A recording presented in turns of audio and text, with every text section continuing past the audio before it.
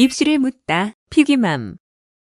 안녕하세요. 진선여고 통합과학을 맡고 있는 이재현입니다. 반갑습니다. 중간고사 분석을 먼저 해보도록 하겠습니다.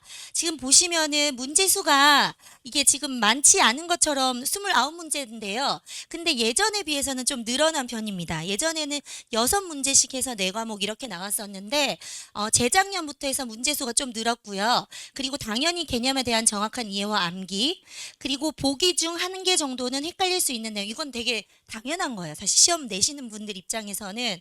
그리고 서답형 한 문제에 작은 문제가 2-3개씩 달려있다. 그래서 서답형 문제가 지금 5문제가 나왔는데 그 중에서 2-3개씩 달려있기 때문에 생각보다 문제수가 작은 건 아니고 많은 편에 속합니다. 그리고 서답형 배점이 35점이었습니다. 5문제. 근데 보통 객관식은 2점 몇 점부터 3점 몇 점 이렇게 배치가 되거든요. 그래서 서답형은 배점도 높고 그리고 굉장히 까다롭게 채점하세요.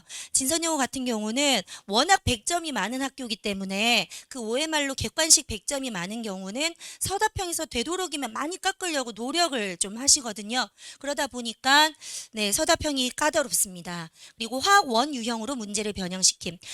통합과학에 있는 파트를 화학 파트를 화학 원에 나왔던 수능 형태로 바꿔서 좀 학생들이 이런 유형도 있나 이렇게 느끼도록 출제를 하시기 때문에 오답률이 올라갈 수밖에 없습니다. 그래서 화학원 시중 문제를 다 통틀어서 본다 하더라도 없는 유형으로 바꿔서 출제를 하시기 때문에 좀 어렵다고 느낍니다. 그래서 화학과 물리 파트 시험 난이도가 예전과 비교해서 많이 높아졌는데 예전이라고 하면 2024년도 전까지는 한 2년 정도가 굉장히 쉬웠습니다. 그 전에는 또 굉장히 어려워서 수능 킬러 문항이 굉장히 많이 나왔었거든요.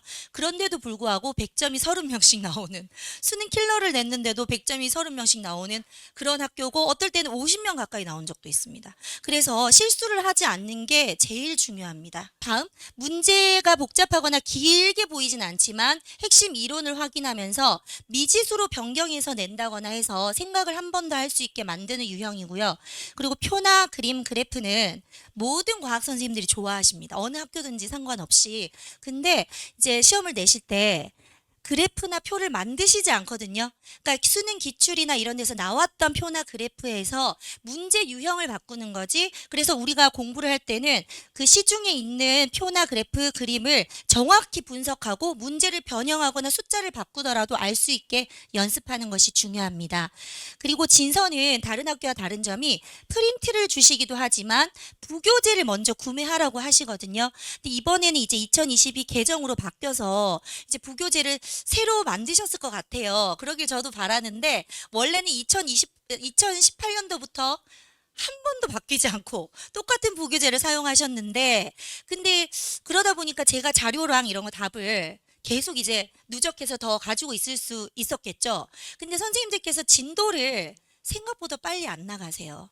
그래서 시험 한 3주 전부터 달려가는 선생님도 있을 정도로 그리고 시험 범위나 시험 날짜도 제일 늦게 나오는 학교입니다. 그러다 보니까 보통 제가 먼저 진도를 나가고 학교가 훨씬 더 늦게 나가고 그러면서 부교재 답도 시험 전날까지 안 알려주신 적도 있어요.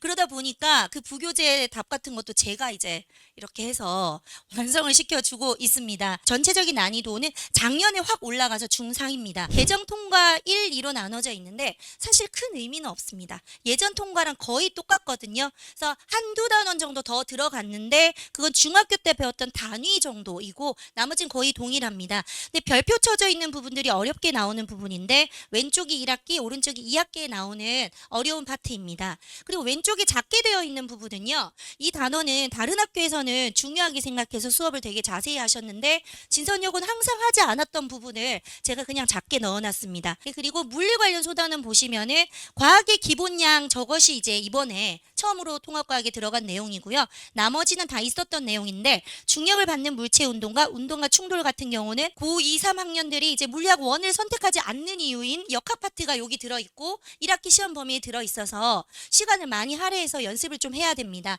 그리고 제일 밑에 있는 물질의 정기적 성질은 신소재라는 단원 이름이 바뀐 겁니다. 근데 신소재 내용이 반도체에 들어있어요. 다이오드 이런 거 있잖아요. 그리고 또 액정 이런 거 들어있어가지고 되게 어렵게 느끼고 어려워합니다. 학생들이. 근데 다행히도 진선여고 학생은 안 했습니다. 작년까지 하지 않았는데 이 중에서 딱 한 문제 나온다고 항상 강조를 했어요. 그러면서 부교재 주셨는데 그 나노신소재라고 그래서 탄소들로 이루어진 작은 물질들 딱 한 문제 암기로 정리하는 문제로 나왔기 때문에 되게 작게 넣어놨습니다. 전기 파트는 좋아하는 학생이 생각보다 없습니다. 여학생들은. 그래서 오른손 법칙, 왼손 법칙에서 중학교 때 배웠을 텐데요.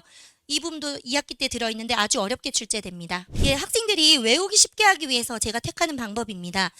초록색 보시면 되는데요. 새로운 진도 강의한 다음에 이제 꼼꼼함기 외우기, 그리고 전체 추가 설명, 난이도별 문제 풀이하고 또 전체 추가 설명, 테스트하고 이제 점수 나오겠죠. 전체 추가 설명하고 오늘 배운 게 이런 게 중요해. 다 알겠지? 하면서 다 전체 추가 설명합니다. 올해도 열심히 도와서 좋은 결과를 얻도록 하겠습니다. 감사합니다.